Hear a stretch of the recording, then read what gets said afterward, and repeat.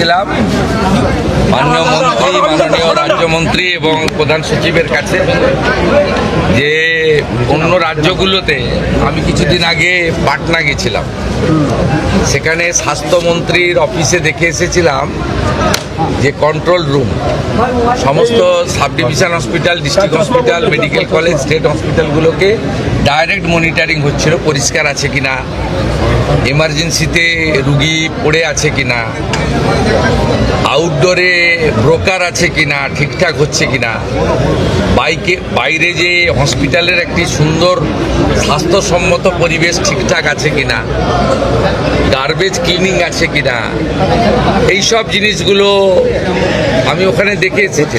আমি মাননীয় রাজ্যমন্ত্রী এবং প্রধান সচিবকে বলেছিলাম যে এখানে একটা এরকম বানান, এরা পুরোটা এখনো রেডি হয়নি, ইট উইল টেক টাইম, আরও 1 মাস লাগবে।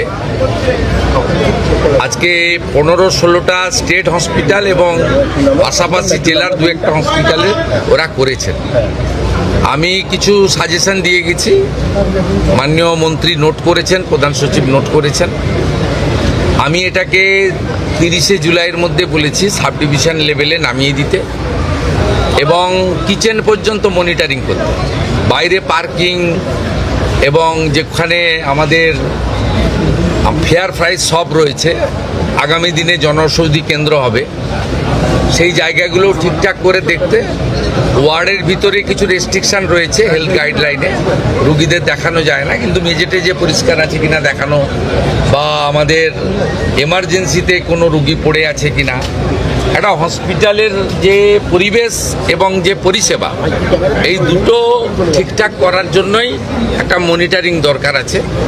এটা তারা করতে পারবেন। আমি ইনিশিয়ালি স্টেট হসপিটালগুলোতে যেটা দেখেছি, আমার পরিচ্ছন্নতা দেখে ভালো লেগেছে এবং আউটডোরগুলোতে একটা সিস্টেমে ডিসিপ্লিন ওয়েতে কিউ মেনটেন করে যেভাবে এন্ট্রি হচ্ছে বা তাদের চিকিৎসা হচ্ছে, এটাও ইনিশিয়ালি ভালো লেগেছে। এবং এটা আপনাদের জেনে রাখা দরকার, এটা মাননীয় মুখ্যমন্ত্রী বা মন্ত্রীদ্বয়ের সাডেন ভিজিট ছিল। আমি 9:45-এ ইচ্ছা প্রকাশ করেছি, যেহেতু আমি কাছেই থাকি এখানে চিনার পার্কে, আমাকে নবান্ন যাওয়ার পথে আমি 9:45-এ জানিয়েছি, 11:05-এ এসেছি। আমি এনাদের কিছু ইনপুট দিয়েছি, কিছু ওনারা আমাকে ইনিশিয়ালি দেখিয়েছেন, গ্র্যাজুয়ালি ইমপ্রুভ করবে এবং পরিবেশটাও বদলে যাবে এই বিশ্বাস আমি রাখি। অফিসাররা, আধিকারিকরা দে আর ফুললি কম্পিটেন্ট, ইন্টেলিজেন্ট, ডাইনামিক। তাদের কাজ করার জন্য গাইড করা দরকার, নেসেসারি ফান্ড অ্যারেঞ্জমেন্ট করে দেওয়া দরকার, আর এনকারেজ করা দরকার। করবেন ওরা, আমার বিশ্বাস। কাজের যে মুক্ত পরিবেশ তারা পেয়েছে, চাপ মুক্ত হয়ে কাজ করছেন, আমাদের ইচ্ছাটা তারা বুঝতে পারছেন, ঠিকঠাক সব হয়ে যাবে, এটা আমার বিশ্বাস। আমি চাই আগামী দিনে 54 টাকা মাত্র 3 বেলা খাওয়ারে ছিল, 110 টাকা এই সরকার করে দিয়েছে। খারাপ খাওয়ার, দুপুরেও কুমড়ো, রাতেও কুমড়ো, কুমড়ো খারাপ নয়, আমরাও খাই, কিন্তু ওই যে বললাম এত নিম্নমানের খাবার, এগুলো তো ওভারলুক করা হয়েছে। 17 সালে লাস্ট খাবারের টাকা রিভাইজ করা হয়েছিল, 17 আজকে 26-এর অর্ধেক হয়ে গেছে, 27 সাল আসতে যাচ্ছে।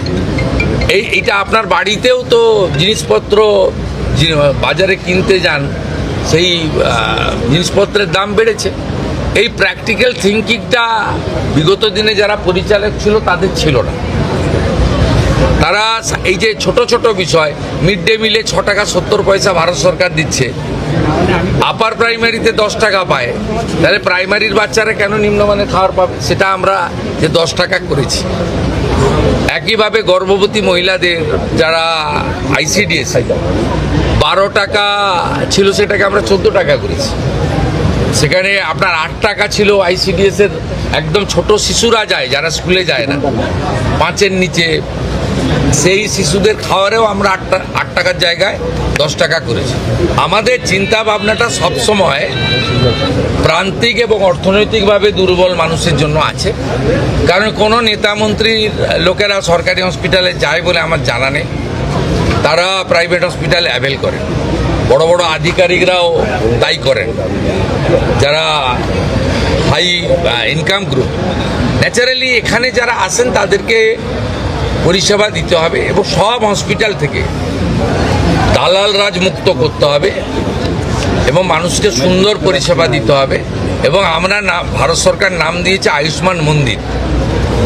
মন্দিরে যেমন পবিত্রতা থাকে, শুদ্ধতা থাকে, স্বচ্ছতা থাকে, একাগ্রতা থাকে, সেবাপরায়ণতা থাকে, সেই ভাবটা স্বাস্থ্য কেন্দ্রগুলোতেও আসবে। এই লক্ষ্য নিয়েই কিন্তু এখানে আমরা কাজ করছি।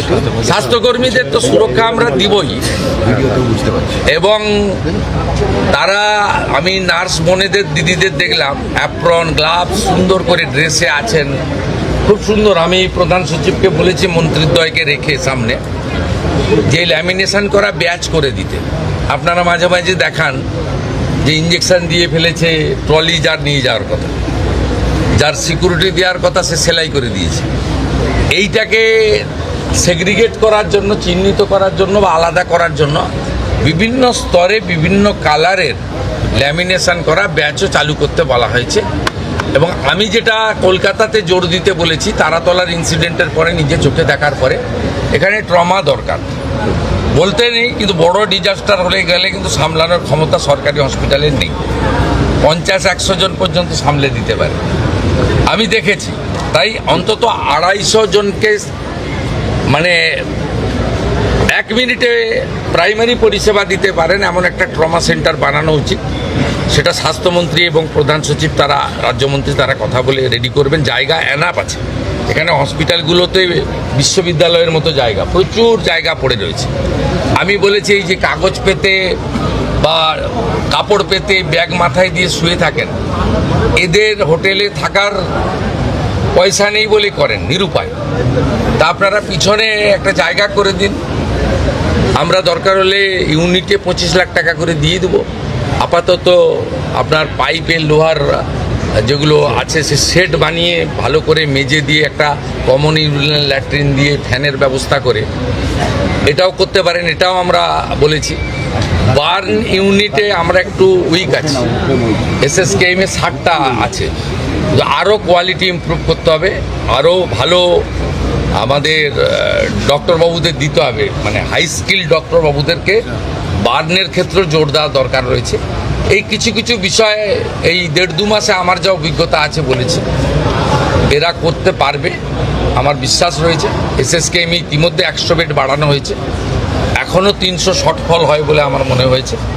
শর্টফল মিন্স কিছু রোগীকে তো কালকেই ওটি করা উচিত ছিল, 10 দিন পরে টাইম দিচ্ছে ক্যাপাসিটি কম থাকার জন্য। আমরা যদি আরও 200-250 সিট বাড়াতে পারি, 350 ছিল, আমরা আসার পরে 100 বাড়িয়েছি। 250 সিট পুজোর আগেই আরও বাড়ানোর ব্যবস্থা আমরা করছি। আইসিইউতে মাত্র 112 করে আছে, এটাও অন্তত 200 হওয়া উচিত। তাহলে আইসিইউ নিয়ে মানে ওজোর আপত্তি, অনুরোধ, বাধ্য হয়ে প্রাইভেট হসপিটালে যাওয়া, এটাও কমবে। এই অনেকগুলো আপনার ওই কন্ট্রোল রুমটা নিয়ে যাচ্ছে, এই কন্ট্রোল রুমটাকে লাইভ মনিটর এই জন্য করা হয়েছে যাতে কোনো দালাল, যাকে আজকে সকালে ওখানে দেখা গেছে, কাল সকালে দেখতে না পাওয়া যায়। এটা একটা বড় উদ্দেশ্য, কিন্তু ব্রোকারদের হাঁটানো। রুগী কখনো 2 দিন পর পর যাবে না ব্লাড টেস্ট করতে, রুগী কখনো আলট্রাসোনোগ্রাফি করতে পরপর 2 দিন যাবে না, তাহলে চিহ্নিত হয়ে যাবে একটা লোক যে সোমবার সকালেও দাঁড়িয়ে আছে, মঙ্গলবারও দাঁড়িয়ে আছে, বুধবারও দাঁড়িয়ে গেছে। আপনাদের আমি চলে যাওয়ার পরে এটা দেখুন ফুল পেজেড হয়নি, কিন্তু ইনিশিয়ালি এটা স্টার্ট হয়েছে, মানে মর্নিং শোজ দ্য ডে। আমি বলবো যে সুপ্রভাত, ভালো হবে। প্রাইভেট হাসপাতালে মিস্টার হেলথ মিনিস্টার বলেছিলেন যে একটা সিট রিজার্ভ রাখতে হবে, বেড রিজার্ভ রাখতে হবে, যেটা যারা দুর্বল মানুষ তাদের জন্য সংরক্ষণ। আপনাকে ক্ষেত্রে বলি শুনুন, ডাক্তারবাবু তখনও জয়েন করেননি ক্যাবিনেটে। আমি একটা মিটিং করেছিলাম এসএসকেএমে, সেখানে প্রধান সচিব সহ সকলকে আমি বলেছিলাম যে আমার জানা আছে, আমি দীর্ঘদিন ধরে এখানকার ল মেকার, পাবলিক রিপ্রেজেন্টেটিভ, আমার জানা আছে যারা বিগত সরকারের কাছ থেকে, মানে বিগত 15 বছর সরকার কোনো হসপিটাল প্রাইভেট করেনি, তার আগে যারা সরকার করেছেন বিধানচন্দ্র রায়ের সময় থেকে জ্যোতিবাবুর সময় পর্যন্ত যে জায়গা সরকার দিয়েছে, কেনা জায়গায় কিন্তু এগ্রিমেন্ট নেই, যে জায়গা সরকার দিয়েছে 1 টাকাতে, সেই টাকাতে পরিষ্কার লেখা ছিল যে 15% বেড তারা ফ্রিতে গরিব মানুষকে দেবে, কিন্তু এটা মেনটেন হতো না।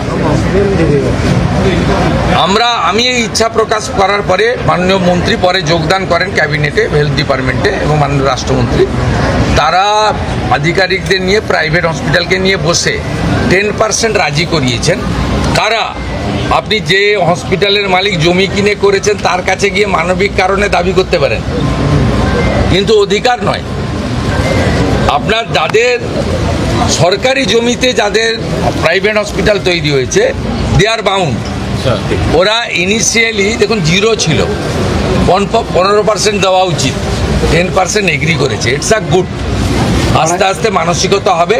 আর আপনারা নিশ্চিন্তে থাকুন, আদানি গ্রুপ নিউ টাউনে একটি 2000 বেডের ইন্টারন্যাশনাল মানের হসপিটাল তৈরি করছে। ওনাদের সঙ্গে আমার এগ্রিমেন্ট কমপ্লিট হয়ে গেছে। 1000 বেড থাকবে গরিব মানুষের জন্য, আর 1000 বেড ওরা কমার্শিয়ালি ইউজ করবে। এবং আমার বিশ্বাস আগামী কয়েক মাসের মধ্যে ভূমি পূজন করে আমরা এই কাজ শুরু করে দিতে পারবো। স্যার, সেবাশ্রয় নিয়ে অপরিসীম দুর্নীতির অভিযোগ, পুলিশ যে ধরনের তথ্য সহযোগিতা চাইবে, হেলথ ডিপার্টমেন্ট সেটা করতে বাধ্য। এবং এক্ষেত্রে হেলথের কিছু গাইডলাইন রয়েছে, সে গাইডলাইন মেনে করবে। এটা আমাদের কাজ নয়। ইনভেস্টিগেশন পুলিশ করছে। আর প্রধান সচিবকে আমি সামনে বলে যাচ্ছি, 2 মন্ত্রীর সামনে, যে ধরনের তথ্য তারা চাইবে কেউ লোকাবে না, সমস্ত তথ্য প্রপারলি ফটোকপি তাদের দিয়ে দেবে। তা অ্যাক্ট খুব পরিষ্কার রয়েছে, অ্যাক্ট অনুযায়ী কাজ হবে।